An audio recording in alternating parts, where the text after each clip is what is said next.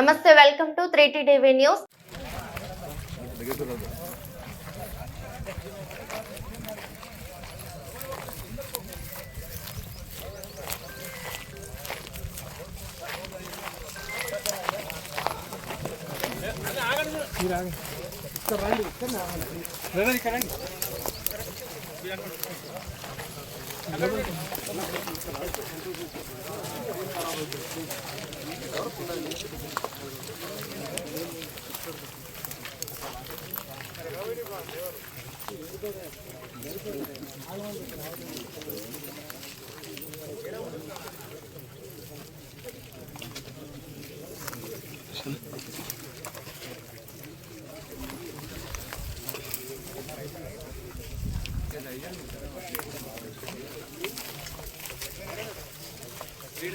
అన్నా వెంకటరమణ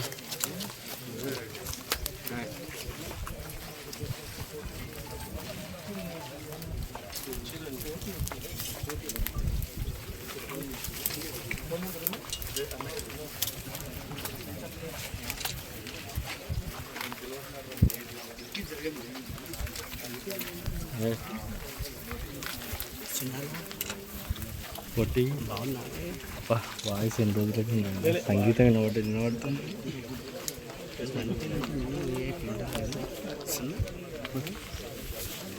చిన్న కొట్టి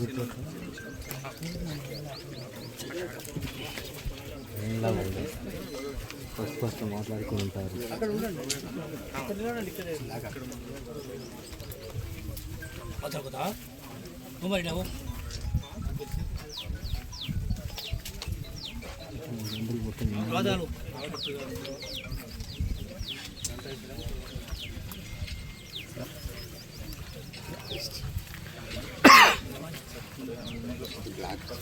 ఒక మహిళ పైన బలాత్కారం జరిగిందని ఆరోపణలు, అదేవిధంగా జరిగిందని ఇన్వెస్టిగేషన్ జరుగుతుంది. ఇక్కడ ఈఓ గారు, మా టెంపుల్ చైర్మన్, ఇక్కడ మొత్తం ఉన్నారు. ఈ దుర్ఘటన జరగగానే పోలీసు వాళ్ళు ఎవరైతే ఉన్నారో దాదాపు 8 మంది అని చెప్పడం జరుగుతుంది. ఇన్వెస్టిగేషన్ జరుగుతుంది. ఆ మహిళ వాళ్ళు మాకొక్కడే విజ్ఞప్తి, వాళ్ళ పేర్లు కానీ వాళ్ళ గురించి మాట్లాడొద్దని రిక్వెస్ట్ చేశారు. ఎందుకంటే మన ఇంట్లో కూడా ఎవరికైనా జరిగినా కానీ మనకు తెలుసు ఆ బాధ ఎంత ఉంటుందని చెప్పింది. కాబట్టి వాళ్ళ గురించి పేర్లు నేను తీసుకోను. జరిగింది మాత్రము మంచిది కాదు. ఇంత మంచి పెద్ద ఆలయం దగ్గర, అది కూడా ఆలయం నుంచి 500-600 మీటర్ దూరం కొంతమంది తప్పుడు ప్రచారాలు చేస్తారు. గుడి దగ్గర జరిగిందనేది, గుడికి వచ్చింది, దర్శనానికి వచ్చింది వాస్తవం. కానీ ఆ రాత్రి ఆ మహిళ వాళ్ళ చుట్టాలతోని ఆ ప్రాంతానికి వెళ్ళడం జరిగింది. అది చూసి ఊరుకొండపేటలో ఉన్న గ్రామస్తులు 7 మంది, కొంతమంది 8 మంది అంటున్నారు. ఇన్వెస్టిగేషన్ జరుగుతుంది. వాళ్ళ ఆ మహిళని పట్టుకొని వాళ్ళ చుట్టం ఉన్న మనిషిని చేతులు కట్టేసి బలాత్కారం జరిగింది. ఆ రోజు జరిగిందని కాదు, జరిగింది, అది నిజము. ఈ రాక్షసులు చేసిన పనికి ఈరోజు నిజంగా ఊరుకొండపేట గ్రామస్తులు కానీ, నా జగన్ నియోజకవర్గం కానీ తల దించుకున్నట్టయింది. మాకు నిజంగా బాధాకరం. ఖచ్చితంగా ఆ రాక్షసులని వదిలే ప్రసక్తి లేదు. ఎవరైనా ఉండదు. కొంతమంది వచ్చి చెప్పినారు, దాంట్లో 6 మంది బీఆర్ఎస్ వాళ్ళు ఉన్నారు, 2 బీజేపీ వాళ్ళు ఉన్నారు. అంటే వాళ్ళకి లింక్ అయిన ఆ పార్టీలో ఉన్న సభ్యులు వాళ్ళు. అయినా కానీ నేను ఈరోజు ఆ పార్టీ పెద్దలను కానీ ఎవరిని కానీ నేను చిల్లర రాజకీయాలు చేస్తాను. ఎందుకంటే ఏ రాజకీయ నాయకులైనా కానీ ఆ పార్టీలో ఇలాంటి చేయని చెప్పి మాత్రం ఎవరు చెప్పరు. కానీ ఆ వాళ్ళు ఎవరైతే చేసినారో వాళ్ళు ఏందనేది మీకు చెప్తున్నాను.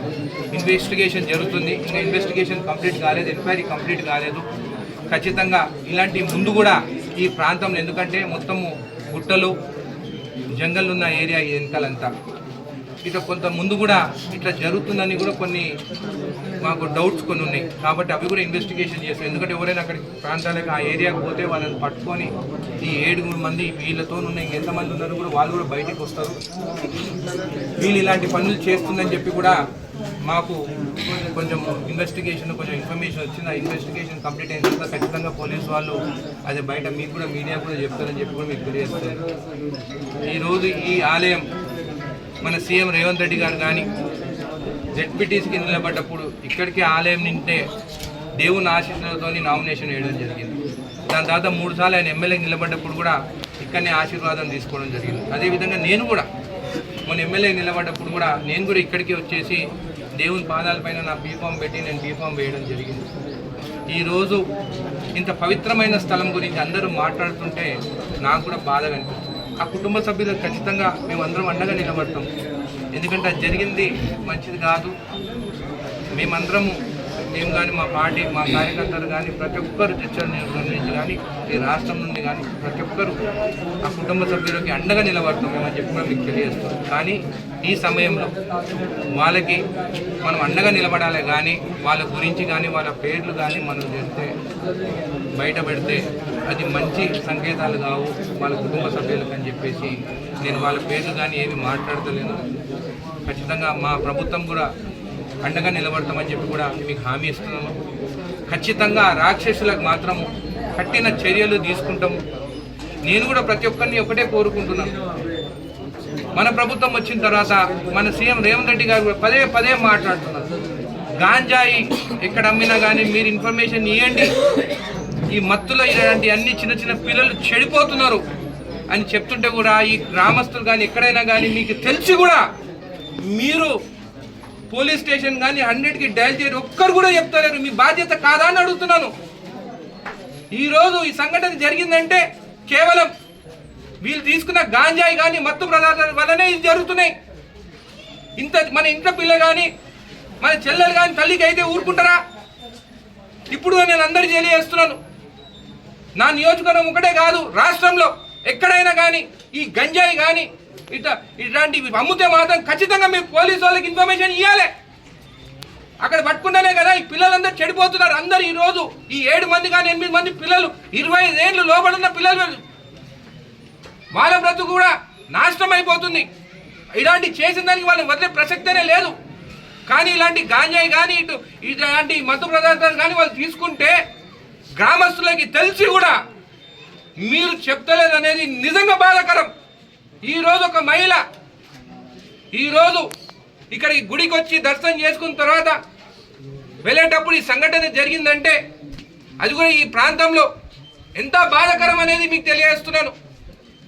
నేను మీ అందరిని ఒకటే కోరుకుంటున్నాను, ఇలాంటివి జరగొద్దంటే ఇలాంటి అన్నీ మనం ఆపాల్సిందే. ఈ గాంజాయి కానీ మత్తు పదార్థాలు కానీ ఆపాల్సిందే. ప్రతి ఒక్కరిది బాధ్యత, ప్రతి ఒక్కరు కాపాడుకోవాలి. ఇది ఒక్కసారి అనేది కాదు, ముందు కూడా జరిగిందని చెప్పి కూడా కొంతమంది గ్రామస్తులు నాకు చెప్తున్నారు. ఈరోజు ఎవరు వచ్చి కూడా కంప్లైంట్ కూడా ఇస్తలేరు. మీరు కంప్లైంట్ ఇస్తేనే కదా మాకు కూడా తెలుస్తుంది. ఈరోజు సీసీటీవీ సర్వేలెన్స్ మన ప్రభుత్వం వచ్చిన తర్వాత, మన బాడీ చైర్మన్ వచ్చిన తర్వాత సర్వేలెన్స్ టీవీ మేము పెంచినాం కాబట్టి ఈరోజు తెలవడం జరిగింది. ఇవన్నీ పక్కకు పెట్టి బాత్రూములు లేవంటారు.